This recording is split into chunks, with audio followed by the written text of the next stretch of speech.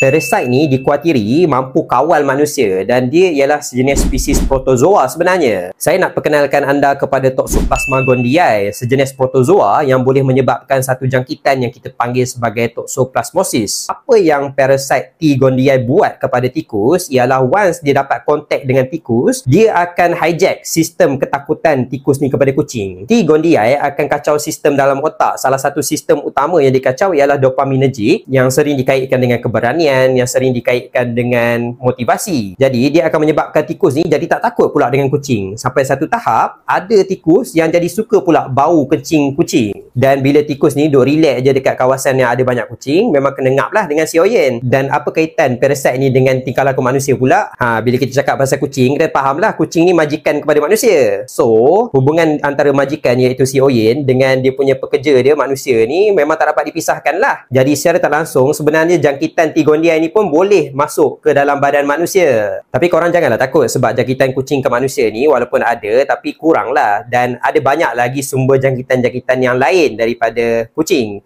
Iaitu kalau kita makan daging yang tak masak, kalau kita minum air yang tercemar dengan T. gondii, itu sebenarnya salah satu faktor-faktor yang lagi tinggi risiko dia untuk dapat jangkitan T. gondii. Dan kebanyakan kes jangkitan T. gondii ni sebenarnya tak ada simptom. Jadi kalau kita kena jangkitan T. gondii ni, kita tak rasa apa-apa pun. Dan ini kita panggil sebagai latent infection lah, iaitu jangkitan yang tak ada simptom, jangkitan yang halimunan, melainkan kalau kita periksa. Dan ini yang menakutkan sebab jangkitan T. gondii terhadap manusia ni sebenarnya ialah satu fenomena yang sangat meluas. Bayangkan ada kajian yang tengok berapa banyak manusia yang dijangkiti oleh T. gondii dan kajian tersebut mendapati sekitar 1/3 manusia seluruh dunia ada jangkitan T. gondii itu dalam diam. Saya mungkin ada, anda mungkin ada, kita tak tahu. Dan di Malaysia bila mereka repeat balik kajian, benda yang sama juga mereka nampak. 1/3 ataupun 30% daripada orang Malaysia ada T. gondii dalam badan mereka. Slow-slow je parasite ni buat kerja. Macam orang cakap, mereka dah lama rancang, kita yang lalai. Dan dekat sini, fakta yang lagi menakutkan pun tiba, iaitu banyak kajian yang telah dibuat mendapati ada hubungan sebenarnya di antara jangkitan T. gondii dengan perubahan personaliti seseorang. Salah satu hipotesis yang saintis buat ialah disebabkan T. gondii ni kacau sistem dopaminergic, jadi dia boleh menyebabkan orang yang dijangkiti oleh T. gondii ni jadi lebih berani dan jadi lebih bermotivasi. Tapi dekat satu side lagi, personaliti lelaki yang dijangkiti oleh T. gondii boleh berubah jadi lebih impulsif, jadi lebih cemburu, jadi lebih curiga terhadap seseorang.